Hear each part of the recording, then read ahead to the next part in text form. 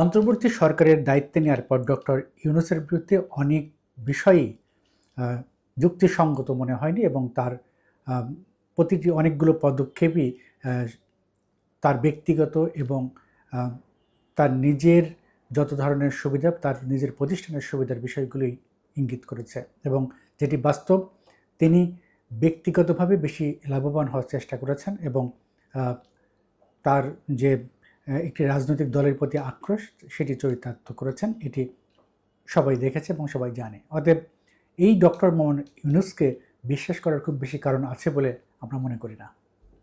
আমরা মনে করি তিনি যে চুক্তিটি করেছেন মার্কিন যুক্তরাষ্ট্রের সঙ্গে, সেটি চুলচেরা বিশ্লেষণ করা উচিত।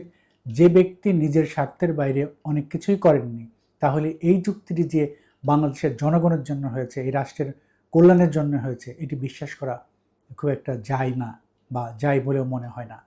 ডক্টর মোহাম্মদ ইউনূস যখন প্রধান উপদেষ্টার দায়িত্ব নিলেন, তিনি এসেই প্রথম যে কাজটি করেছেন, তিনি তার মামলা সংক্রান্ত যতগুলো জটিলতা ছিল তিনি এবং তার প্রতিষ্ঠান সংশ্লিষ্ট সবগুলো তিনি সেগুলোকে তার অনুকূলে করে নিয়েছেন এবং তিনি একই সঙ্গে যেটা করেছেন, ট্যাক্স মওকুফ করে নিয়েছেন। তিনি যে দীর্ঘদিন ধরে ট্যাক্স ফাঁকি দিয়েছেন, জনগণ বাংলাদেশের এত বিপুল সংখ্যক জনগণ যেখানে ট্যাক্স দেয়, তিনি ট্যাক্স দেন না, তার প্রতিষ্ঠানগুলো ট্যাক্স দেননি, সেটি প্রমাণিত ছিল, কিন্তু সেই ট্যাক্সের বিষয়টি তিনি মওকুফ করে নিয়েছেন। অতএব তিনি জনগণের স্বার্থের চেয়ে ব্যক্তি স্বার্থ হিসেবে বেশি দেখেন বলে মনে হয়েছে।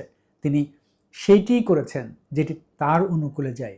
অতএব মার্কিন যুক্তরাষ্ট্রের সঙ্গে যে চুক্তিটি করেছেন, সেটি তার কোনো স্বার্থর জন্য করেছেন কিনা সেটি খুব কঠোরভাবে দেখা উচিত।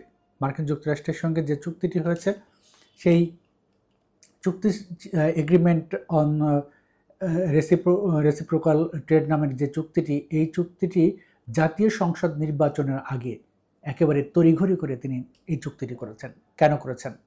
জনগণের স্বার্থ সংশ্লিষ্ট ব্যাপার যদি থাকতো, তাহলে তিনি কেন জনগণের ভোটে নির্বাচিত সরকারের জন্য অপেক্ষা করেননি? তিনি কেন করেছেন? এটি সবচেয়ে বড় ষড়যন্ত্রের ইঙ্গিত বহন করে।